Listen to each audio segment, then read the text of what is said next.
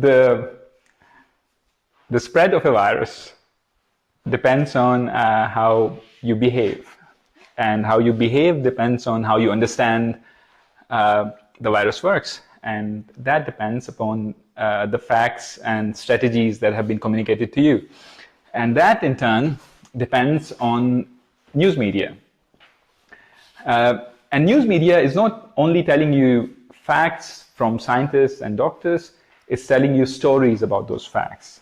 And those stories are subject to a whole variety. So those stories are subject to a whole variety of effects and manipulations, which can be good or bad.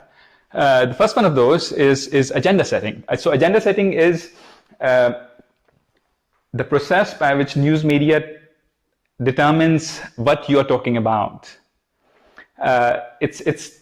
So even if you disagree with the newspaper you read in the way they talk about something, it's still making you talk about that thing. That's what agenda setting is about. If the newspaper you read is always talking about immigrants, you are always thinking about immigrants, even if you might disagree with them.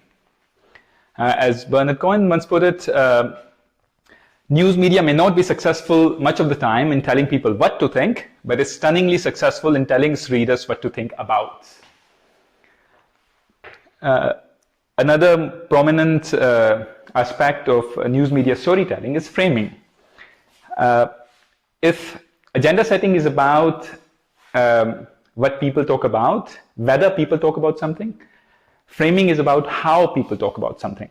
So if you're, for instance, if you're talking about immigration, is it always written about in the context of crimes or security? So then security and crime will be a frame for the agenda of immigration, immigrants and refugees. So if agenda setting influences whether we think about an issue, framing tries to shape how we think about an issue.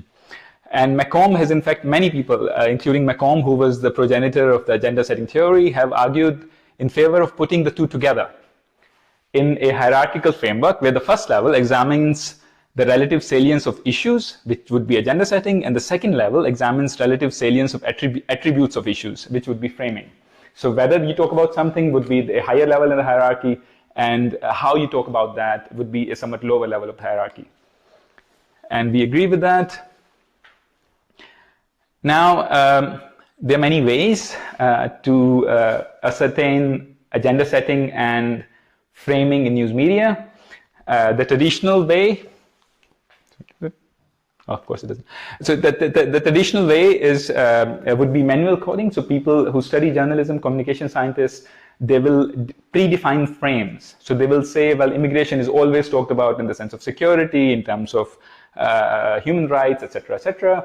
So these are the 5 frames, and then they hire some cheap undergrad students, and they give them 100, 200 articles, and these students will then mark on, for every news article they read, they will mark, well, okay, this has security frame, and this has the human rights frame, etc., etc. That would be the traditional way. But the problem with that is, one, it uses predefined frames. And if you take a large corpus of news articles and you think you already know how journalists are framing any typical issue, which is wide enough, then you're restricting your research to what you know.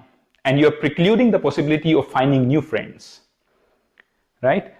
And of course, having human coders is a problem because it puts very sharp limits on how many articles you can analyze and how much of the media and how fast you can analyze.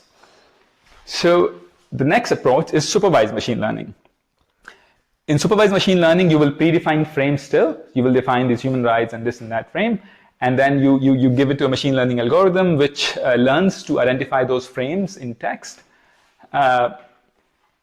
So you don't need human coders, right? So it eliminates the need for, it lets you work on very large amounts of data, but you still are using predefined frames, which again precludes the possibility of finding any new frames, especially, and this is especially true for a case like the current pandemic, because it's evolving so fast. From month to month, we have seen before our very eyes how the media story has changed. So first you were supposed to not wear masks, then you were supposed to wear masks, and then the protest frames and liberty frames, and they just suddenly came into, very suddenly came into the picture. Then, so the most efficient, proficient way of doing framing and agenda setting analysis, we think, is unsupervised machine learning, because it doesn't use any predefined frames. It lets the algorithm talk to the corpus of documents, and it identifies the frames and agendas completely by itself, and it doesn't use human coders either. So it's completely objective, and it's scalable, right? So the chief among unsupervised machine learning approaches is topic modeling. In topic modeling, I'll give you a very basic idea, and then I can, if you have any questions, please ask me. So in topic modeling, you give the model a corpus of documents. It could be 10,000, 20,000 documents, but here, for instance, we have 5, and each document, for instance, here is a sentence.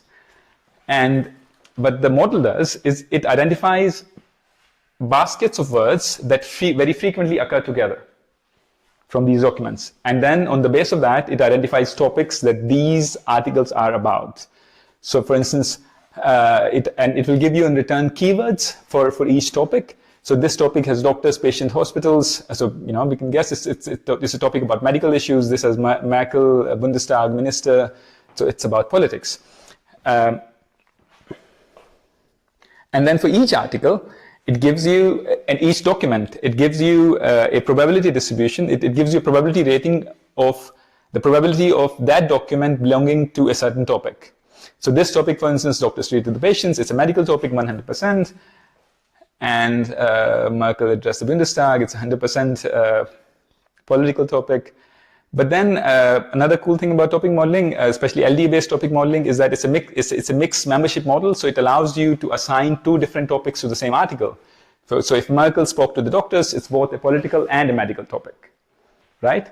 And this is the output that the topic model will give you. It tells you that this particular document belongs, there's a 60% chance that this belongs to topic A, and there's a 40% chance it belongs to B, and these are the topics. But it really gives you, in reality, is 2 matrices like these. So the theta matrix here, so these are probability distributions. It gives you for each document its probability of belonging to a certain topic. And then it gives you for each word its probability to belong to a certain topic. So what it's essentially doing is it's simply saying you have a corpus of documents on one side, and then you have vocabulary and all the words in the world on one side. In the middle of that, there is something hidden, and those hidden things are topics. And documents are made of these topics, and these topics are then made of words. And it lets you find those topics. Any questions? No, okay. So now, so the topics that are found by topic modeling, they have been for a while now an acceptable and standard method of identifying agendas. But there is, as of yet, no widely accepted computational method for computing frames. And there are some very good known computational reasons for that. And the biggest reason is that there's a very large scholarly disagreement on what exactly a frame is. So this is even before computational methods came into the picture. So people didn't agree on what a frame is. And second, there is a difficulty inherent to objective conceptualization of frames, because even if you give human coders a bunch of articles to code in terms of framing, there is very large, so the intercoder reliability, which means that coders might not agree with each other on what a certain document belongs, which topic is which frame a certain document belongs to. They don't really agree with each other as often as you would like. So the intercoder reliability is very poor, even when humans are doing subjective analysis. And for this reason, we think that computational work on frame detection, it needs to aim at the level of words and not concepts, because even humans fail when you ask them to identify frames at the level of concepts. All right. And now, if you want to infer meaning from words and not concepts, then you need to turn to Wittgenstein, who made a fundamental distinction between the dictionary meaning of a certain word and its real use in the language. And he said that meaning can only be identified from its use. And excuse my German pronunciation, he said, man kann für eine große Klasse von Fällen der Benutzung des Wortes Bedeutung dieses Wort so erklären. Die Bedeutung eines Wortes ist sein Gebrauch in der Sprache. The meaning of a word is its use, right? So you don't really need to look at the dictionary definition of good, but instead you need to look at the way good is being used when you say a good day, or a good dog, or a good ice cream, right? And this led to Wittgenstein and his approach. It later developed into something called the semantic theory of language, which was a major contributor to Chomsky's generative grammar approach, etc., etc. But especially more relevant for us in computational linguistics, it led to the development of a branch called distributional semantics. So distributional semantics aims to categorize the semantic properties of linguistic items based on their distribution in large samples of language data. So you just take hundreds of thousands of articles, and then you look at the statistical property of words and the things that surround them and things like that. So it says that meaning is a statistical property of words. It's not something that the dictionary defines. So for instance, you could see here that you don't need to look at the dictionary to, if you were looking just at the corpus, right? So the word gay in 1900s used to mean clever and daft. Then by 1950s, its meaning changed to being bright and witty and pleasant. And in 1990s, it changed, of course, to being gay, right? And so J.R. Firth, who was one of the major guys in distributional semantics, he made a dictum based on Wittgenstein. He said, you shall know the meaning of a word by the company it keeps. And Maury and I want to say that you shall know the meaning of a keyword, a keyword identified by topic modeling by the company it keeps. We will get there. So distributional semantics, so Maury and I, we have somewhat of a disagreement if this much generalization is warranted in this subject. But anyway, since it's supposed to be a TED talk, so I think it's all right. So distributional semantics has all kinds of techniques that have been honed over the last 60, 70 years. And these techniques have been looked over by linguists and philosophers and so on and so forth. So they have techniques like concordance. Concordance is one of the oldest linguistic technique in the world. So already in the 5th century AD, Bibles, people who were studying Bibles would come with an additional small booklet which would have the concordance of words. The concordance of a word is something like this. You simply align every sentence that has a certain word with that sentence in that word in the middle, and you put it you put it in the index for every word. Because we are not able to appreciate this so well now, but if someone was reading the Bible in the 5th century AD, they didn't really know all the words, even if this was in their own language, because many of those words were so complex and they were never used in the normal parlance, right? So they will then look at the context of the word that it has been used. They didn't consult dictionaries. So this was the major method of defining meaning. And this is used to this day by linguists and philosophers to simply look at many instances of how a word is used to look at its meaning. Anyway, so that's one, and then there's something called. So I'm just giving you a couple of examples from computational linguistics because I think they're important to define the context of what we finally find from topics. So there's another idea called statistically improbable phrase. It's SIP. So SIP is a set of words that occurs more frequently in a document compared to a large corpus text. So for every language, linguistic organizations, they maintain something called the national corpus. So for English, there is the British national corpus, which has a very large set of representative English language, and it comes with it comes as a computational package. It comes with its linguistic characteristics, etc., etc. So you can take any book. Say you can take the English translation of Das Kapital, and you can compare it to the British national corpus, and then you can ask, what are the phrases or combination of words that are improbable in the national corpus, but they are more probable in Das Kapital. And then you will, of course, find that average social labor is not a very is not used very frequently in the British national corpus, but it's used very frequently in the Capita. And you will find that cultural consecration doesn't combine that often in normal language, but it does in this book. And it's used by the way, it's used by Amazon to determine keywords for every book that they have, and also for the keywords for their chapters. So this is the third approach I'm telling you from semantics, is co-occurrence. So this is really the the approach that I use most often. So co-occurrence is simply you take a word and then you try to find what does this word hang out with, right? So if you take the mention of the word black in all of the media, so this is from a study that I saw. So if you take the mention of the word black, it's linked to, of course, to race and to prejudice and stereotype, but it's also linked to cats, and it's linked to death, and it's linked to slaves and tuxedos and Halloween and midnight, etc., right? So this tells you the meaning of the word black in a far, far more nuanced way than a dictionary ever will, right? And the way so in this field, the way co-occurrence is calculated is through distance of two words, and then the frequency and exclusivity, directionality, and so they have a whole range of techniques that they have honed over time. And now I come to our approach, what we want to do with all this. So this was Maury's work, and then he gave me a call, he was doing something, and he said, hey, what do you think about that? And I came in only afterwards. So Maury said that we identify keywords using topic modeling. So that would be the first step, right? That topic modeling, we give topic model a bunch of documents, it gives us a set of keywords that represent different topics.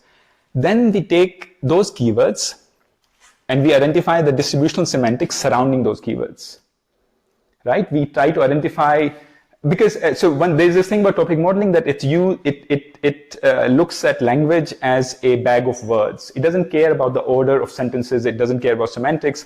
It simply cares about the frequency with which words occur, right? So if you take an approach like this, we kind of, we get to have our cake and eat it too. That we get to have keywords identified by topic modeling, and then we look at the context that surrounds those keywords in those documents.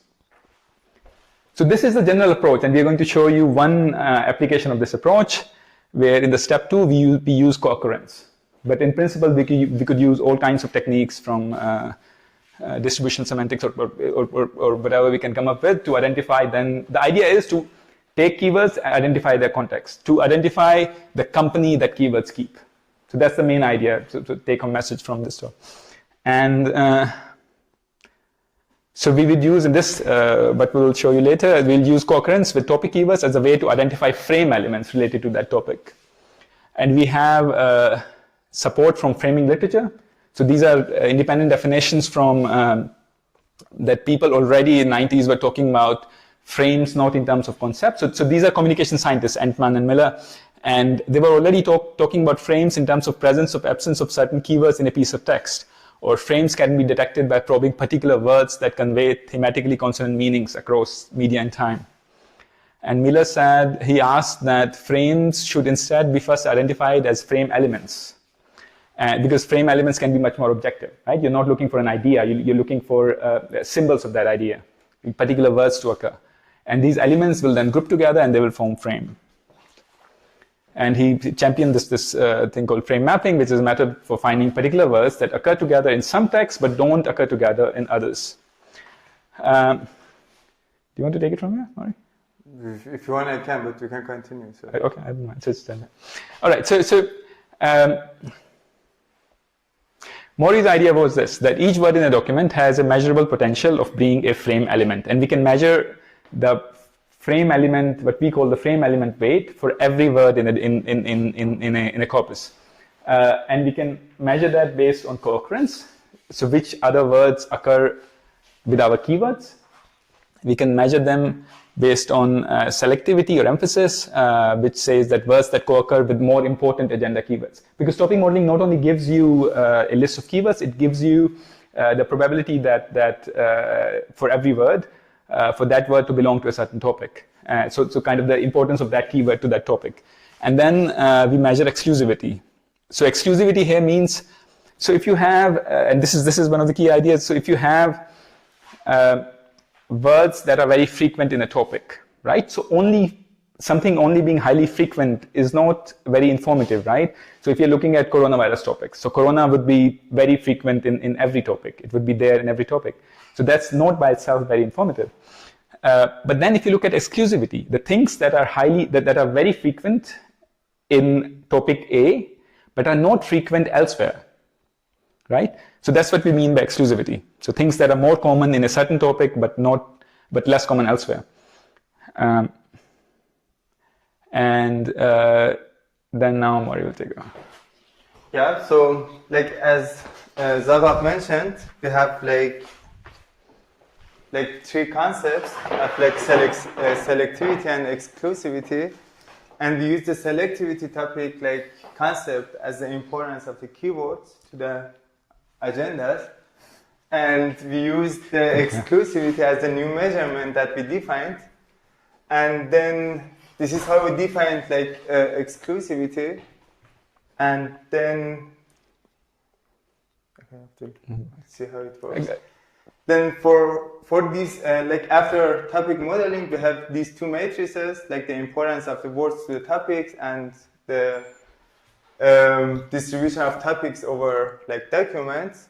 And then what we do is like we have for each important word in the topic, or like for the keywords of each topic, we have the importance of the keyword, and we have the exclusivity of the neighboring words. And then what we do is like we multiply the importance of the keyword to the exclusivity of frame elements, and the words that get like higher weights in documents, they are the frame elements of that document. So the agenda is set, it means the topic is set for each document. Then we look for co-occurrence of the words, and the exclusive words that happen frequently in the document or in the topic, they would define the frames of the topic and how the topic is being framed in that certain document.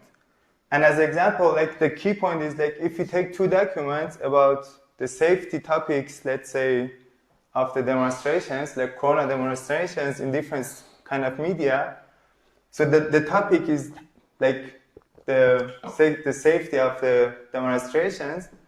But what you can see is like different media are using different neighboring words or different kind of frame elements.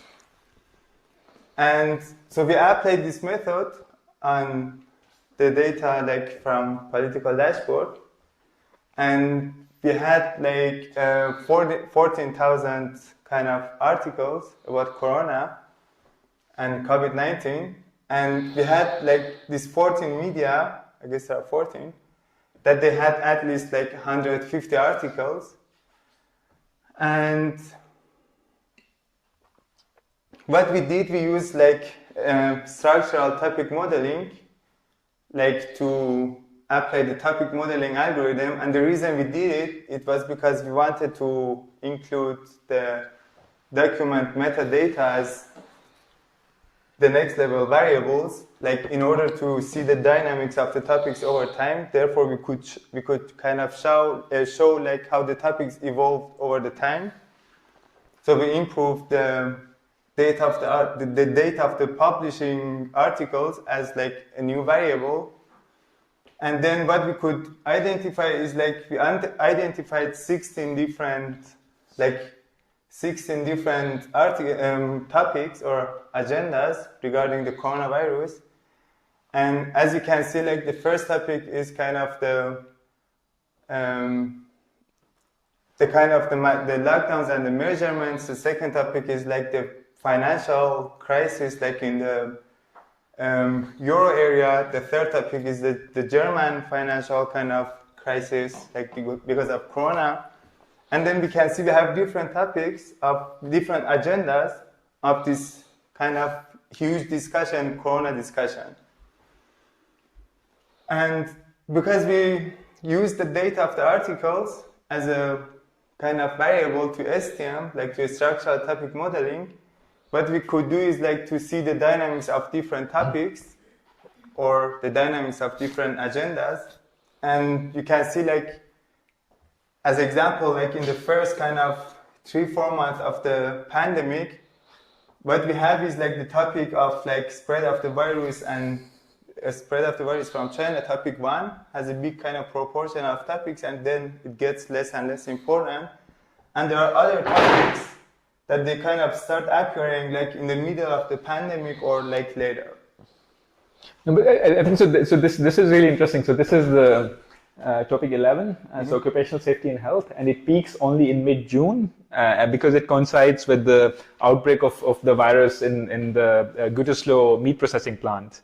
So this is kind of this kind of shows a validation of the modeling that we are doing, that many of the kind of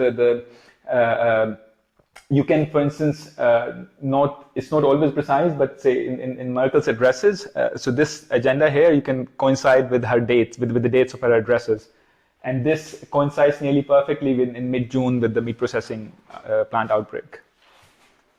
And then we have like, as we mentioned, like the main advantage of the topic is, of the method is like that we can kind of detect the frames in kind of in level of like each agenda, so we can see like the frames in level of agenda. And what we could do further is like to define frames in the level of each different media. So like for the biggest topic, which is the topic of the I guess the measurements, the logdowns and the measurements, we can see like the biggest framing the biggest frame element is the frame of like scientific research. And like what we can see is like when we like now also, so that Cicero and Junge Freiheit never use this frame when they're talking about prevention measures and mass naming. So these two, so this one and this one, they never use the first frame, the most dominant frame. So it can make like different insights. We can make different insights from the frames and how they are kind of divided, or like in this kind of case of like the borders, the topic of borders, the agenda of the borders. We can see one of the frames. One of the important frames is the topic of like immigrants, and then we can see the only media like the media like Achse des Gutens, like this right media, is only paying attention to this special frame of this agenda. And this is another agenda, I just skipped them because this is the interesting kind of part. And then we have different media, and for each topic, we can get the frames that each media paid attention to. And because at the end it's a continuous measurement, we could apply kind of a clustering algorithm on the distribution of frames on each media. And this is the PCA of the frames for like different topics. We have the like agenda 19.7, like we can see like which agenda they are. And what you can see is like the right media in many of the topics. By the way, it's an accident that the right media is on the right side of the graph. I was surprised, but I mean, I liked it. What you can see is like the right media in many of the agendas, they are following the same level of the same set of frames, but the mainstream media, they are more distributed and they are kind of addressing different topics with different frames of the agenda. Which is kind of interesting, like to see even on this case of like public health and a kind of like crisis management, the right media still is kind of following the same kind of theories and like the same framing strategies. And then what we did, we used a linear regression model and ANOVA analysis to check if the distribution of frames is associated with the media. It means if different media, they are choosing similar or various set of frames. And what we could see in the group of mainstream media, we can see each, like almost for all the topics except the topic of prevention measures, like topic 8, agenda 8, we can see all the mainstream media, they are statistically following a different set of frames. It means they have this kind of various kind of topics of the same agendas to address. But when we look at the alternative media, we can see almost for all the agendas, they're kind of addressing the same group of frames. So this is like a statistical proof of this visual feature that we can see here. And the other thing we can see is like the most kind of controversial, thank you for the nice dynamics. And the other thing which we can see is like the most controversial topic is the topic of protests and the demonstrations in different cities. And we can see like the mainstream media, they are following different frames on this agenda. The same for alternative. And when we take like alternative and mainstream media as two entities, even in that level, we can see like each media is following a different set of frames. And this is the only agenda that we can see the distribution of frames is different in 3 levels. That's it.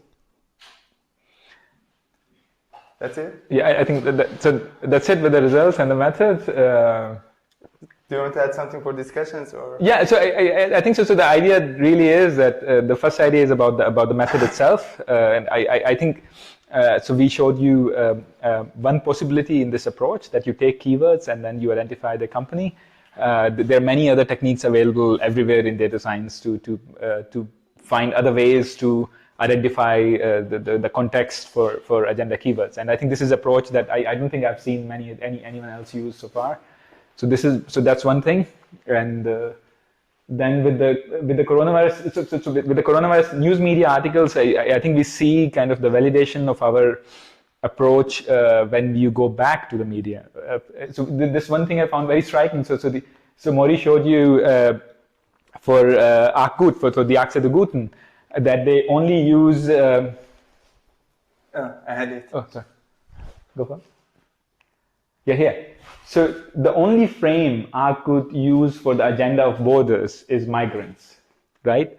And then, so this is the model talking. This is a model saying something about this media platform. But then you can go back to the Achse der Guten and you can search for articles on coronavirus and borders. And all you find is articles about migrants. And and that's a very good validation. I mean, you can look at this and you can go back, and they don't write about borders without talking about migrants and refugees, and while everyone else does. So we have good real world validation for this, and like something else that it's based on like other literature as well. There are different studies and different methods that they show, like on Facebook and Twitter. The right media, they are following the same set of agendas and frames, but the mainstream media, they are always following kind of more organizational values. It means they have different kind of set of frames and agendas. It has been shown on Facebook and Twitter in different studies, and I guess I didn't find any paper that they could show this, like for the case of media.